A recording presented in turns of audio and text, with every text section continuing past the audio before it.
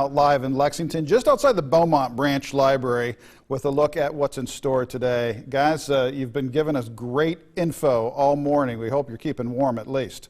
Well, the good news is the sun came out. Feels so good now. so that helps, certainly. Yeah, and the gloves. You had hand warmers this morning. Hand warmers. I'm wearing about 3 layers underneath this. So good. All of that. We've been out here since, what, like 5 a.m.? Yeah. Well, a little bit earlier than that. We came to set up. And people were already waiting at that point when we got here. That's right. We're at the Beaumont Branch Library location here in Lexington. Taria actually, behind the cameras here this morning, set up for us.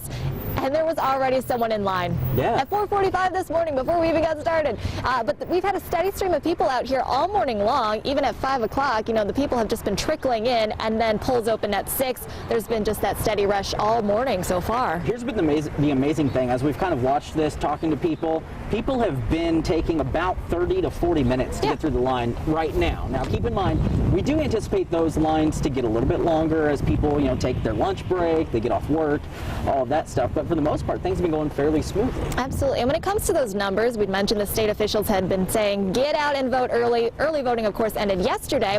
But the Secretary of State, Michael Adams, was doing a live Twitter feed last night, just a little Q&A with voters and reporters. And he had mentioned, because the question is, how many people are going to come out and vote on Election Day? He says about 700,000. Now, that is just an estimate across the state today. Of course, he says that number can be much higher, but that they are prepared for those high numbers today. So that's the good news. We've, of course, spoken with County Clerk Don Blevins. His big concern was not enough people in Fayette County coming out to vote early throughout the early voting process. So he's anticipating some really long lines here at the Beaumont location, also at the Tate's Creek location. Those are probably going to be the 2 busiest, according to him. But we do have other polling locations as well, and we'll break those down in just a little bit. But a lot of races people are paying attention to right now. Yep. Of course, the biggest one on a lot of people's minds, that race for president. That's right. Let's go to Camilla Bernal now for the latest.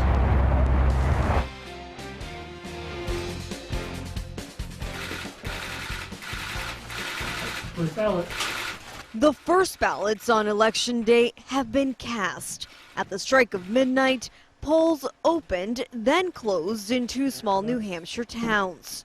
That's it. The final day of the 2020 presidential campaign is now over. We're going to have another beautiful victory tomorrow. I have a feeling we're coming together for a big win tomorrow. Both candidates focusing heavily on Pennsylvania Monday, We win Pennsylvania, we win the whole deal. a traditionally blue state that Trump turned red in 2016. It could be the make it or break it state for either campaign. Pennsylvania, you're going to make a decision about who's going to be the next president of the United States. And it's all hands on deck, with surrogates stopping in multiple states.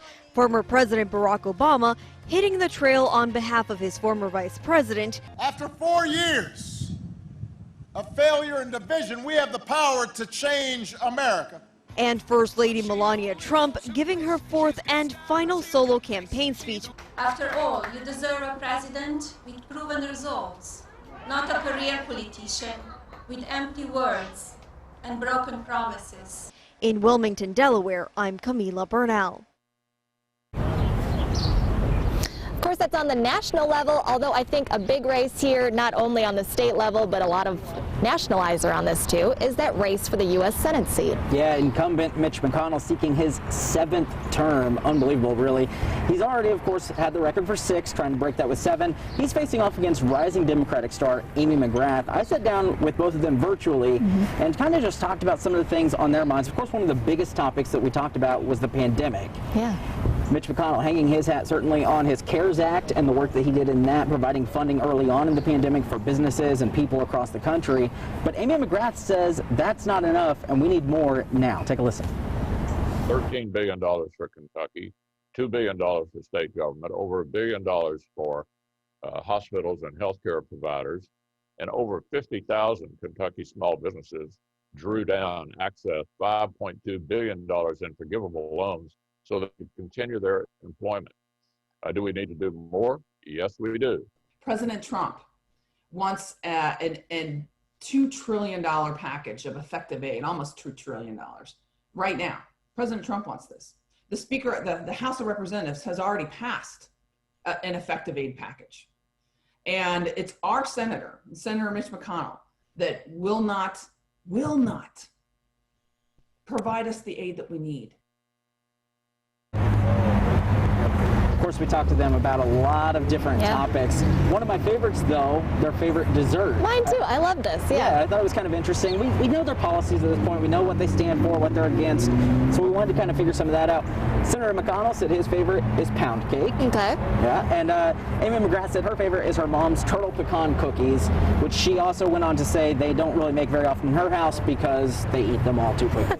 So just fun to see that side of them, especially when it's been such a heated race between the two. Absolutely. Speaking of heated, of course, we're looking at the 6th congressional district seat race. We've got the 4-term incumbent, who is Representative Andy Barr in that race, facing off against Democrat Josh Hicks in this particular one. Very heated. You guys have likely seen all the attack ads so far. Two very different candidates, though, and we actually sat down with them in studio not too long ago to feel out how this race has been so far for them and also their campaigning and how it's gone. Take a listen to what they had to say. Well, look, I think it's legitimate to point out the differences between the candidates. Elections are about choices, but I'm also proud of the fact that during the course of this campaign, we've spent well over $1 million in touting our accomplishments as the representative of this district. When that kind of money starts being thrown around, your voice can get drowned out. And the on-the-ground problems that you have can be ignored in some rush to satisfy whoever it was that pumped that much money into your race. Yeah, absolutely. Andy Barr also spent a lot of time talking about the future should he get reelected to now a 5th term in office. He spent time talking about giving Kentuckians another stimulus boost, something that of course is still needed very much because of the pandemic that's going on right now. He also talked about implementing a China task force to hold what he calls the Chinese Communist Party responsible for the pandemic. On the other side, Hicks touting himself just as a voice for the people. It was interesting, both of these guys out in Lexington yesterday campaigning, trying to get that final push. I've talked to both of their camps, and they both feel pretty good going into tonight. So it was interesting kind of hear their aspect of things and kind of how that's going. Of course, there was a lot to unpack in those conversations. Those are posted on our website, WTVQ.com. You can listen to the full interviews right there. All right, we want to cover the polling locations because, of course, we're here at the Beaumont Library branch location. There are 8 in Lexington. We want to go over them with you real quick. There's also the Tates Creek Northside branches, the Dunbar Center, the Lexington Senior Center, BCTC's campus, and also Wellington and Garrett Morgan Elementaries. Yeah, also don't forget those absentee ballots. If you have not turned those in yet, you can still do that at the ballot boxes. A lot of those locations, most of them, I believe, have ballot boxes. We've also posted that on our website, WTVQ.com, where you can get those. Those have to be postmarked by 6 p.m. tonight, and do not put them in the mail because at this point it's just going to be too late for them to get to the destination they need to go. You need to physically drop those off in a ballot box, postmarked by 6 p.m. tonight. Yep. A lot of other races we're watching, 2 constitutional amendments there. Head to our website. Also, these sample ballots. A lot of folks are wanting to see, and hopefully by now you've had a chance to take a look at what you're going to be voting for before you make it out to the polls, because you might be in line for a little bit this morning. Leave yourself some extra time as well.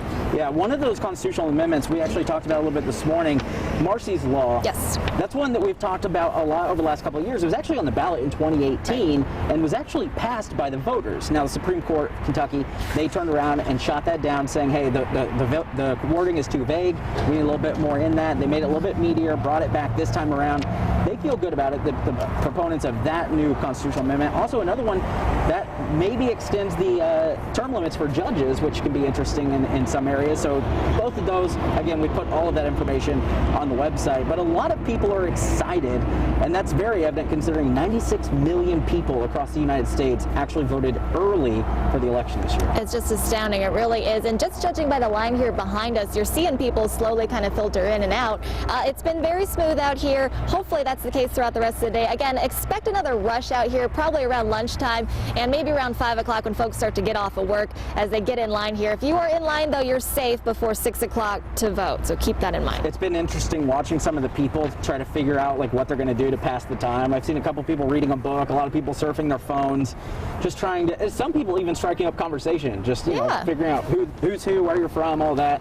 Fella just dropping off his ballot in the ballot box back there behind us. So So a lot of excitement for a lot of people this year. A lot of coffees. Oh my gosh, so many coffees. Yeah. Something to stay warm because it is certainly chilly. Yeah, prepare for that too. Bundle up if you're heading out here. Just in case you run into a line, you're going to want definitely a heavy jacket out here. Even though the sun's coming up, Alyssa's been giving us the forecast here, but just stay warm. That's the worst thing in the world, right? When you're waiting in line and you're just bone-chilling cold.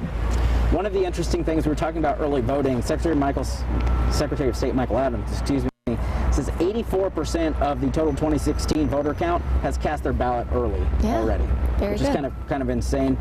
Election officials saying this could be a record year for the state, obviously, as far as turnout and voter turnout. So it's just one of those that you can feel people being excited about. Absolutely, and Governor Beshear was speaking about this too as well. He had mentioned some safety guidance as well as some last-minute tips. I think we do have some sound from him that we want to go to right now.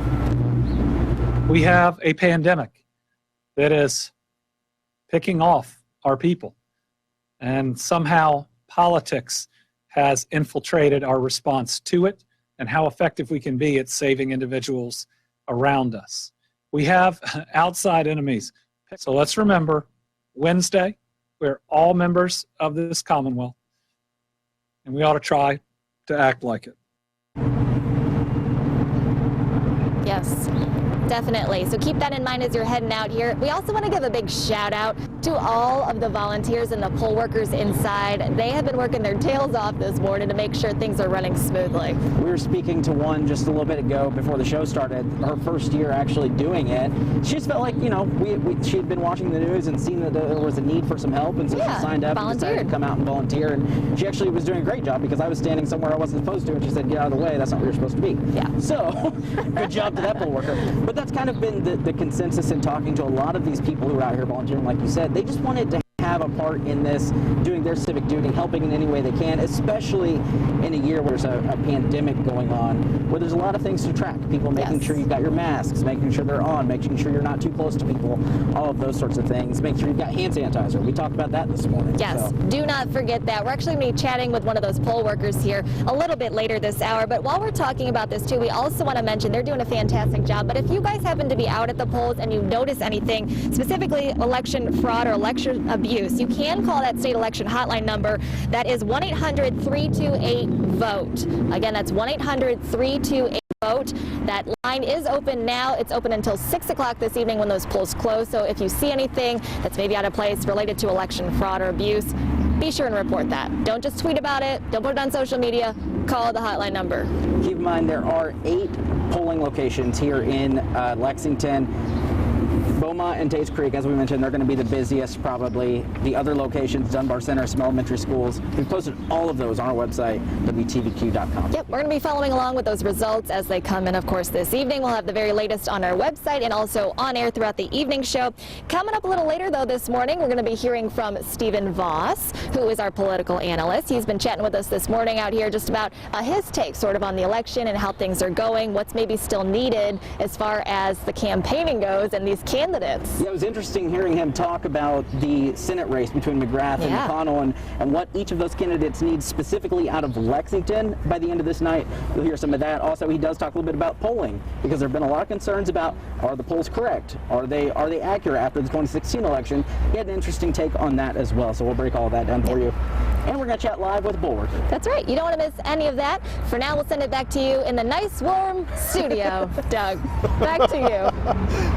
That comment's not lost on me. It's good to see the sun shining on you both, and thanks for excellent coverage this morning. Yeah. Erica and Cody, we appreciate it.